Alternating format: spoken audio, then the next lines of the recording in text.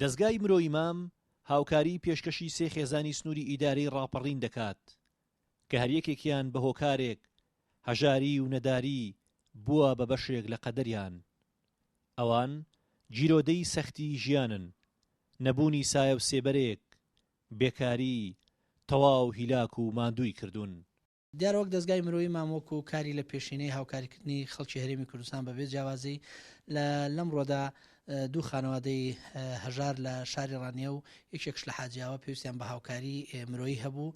پێشتر ئێمە متابعاتمان کردووە لە ڕێی ئەلامەوە توانیمان ئەم هاوکاریە بگەینە دەستی ئەم خێزانانە لە ڕێی دابینکردنی کرێی خانوو و هەروەها تاواکردنی کۆمەڵی مامەڵە. دەستگای مرۆیی مام لە چوارچەوەی بەرنامەکانی ئاشتی و پێکەوژیان و گەشەپێدان لە تەواوی کوردستان کار دەکات، لە عێراق کار دەکات، تەنانەت لە بەشەکانی تری کوردستان لە ڕۆژاوا لە هەموو ئەو شوێنانەی کە خەڵک پێویستی بە هاوکاری بێت دەستگای مرۆیی مام لەوێ دەبێت. ئەم چەند خێزانەی دەڤەری ڕاپەڕین چیرۆکی هەژاریەکەیان جیاوازە، بەڵام دوجار هەمووان خەمەکانیان هەردەچێتەوە سەر شاڕی نوایەک تاوەکو لەم وەرزی زستانەدا گەرمی بە هەناسە ساردەکانیان ببەخشێت. بە هانای بێمەوە هاتوون لە کەناڵی لە دەستگای خێرخوازی مامەوە یا خۆ بەخێر بێن. خۆشحاڵی خۆم دەردەبڕم بە هاتنتان.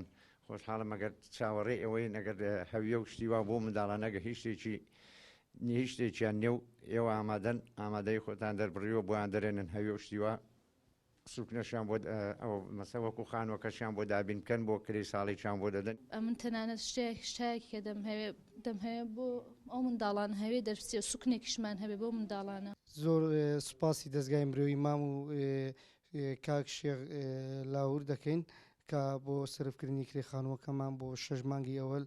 دەستگای مرۆیی مام دامەزراوەیەکی خێرخوازیە، مەشغەڵی ئومێد و چرای شەوەزەنگی هەموو ئەوانەشە کە بەهۆی ڕووداوێکەوە بێئومێدی ڕووی تێکردوون. سەرپەرشتیارانی دەستگای مرۆیی مام کاتێک ڕگای دوور زۆر جار سەختیش دەبڕن، تەنها هەستی بەرزی مرۆڤایەتی و هەستکردن بە خەمی هەژاران، منداڵانی بێباوک، خانمانی گیرۆدە بە نەبوونیان کردووە بە ئامانج. ئەوان کە دەستگاکەیان بە ناوی ڕابەرێکی گەورەی نەتەوەی کوردەوەیە بە گەورەی هەنگاو دەنێن، بە مەزنی لە دڵی هەژار نشیناندا دەمێننەوە. لەکوێ ئازارێکە بێت ئەوان ساڕێژ و لە هەر کوێ خەمێکە بێت ئەوان خەندە و بۆ شەوگاری هەژارانیش وەک هەمیشە مەشغەڵی ئومێدن. هونەر ڕەسوڵ گەلی کوردستان دەڤەری ڕاپەڕین.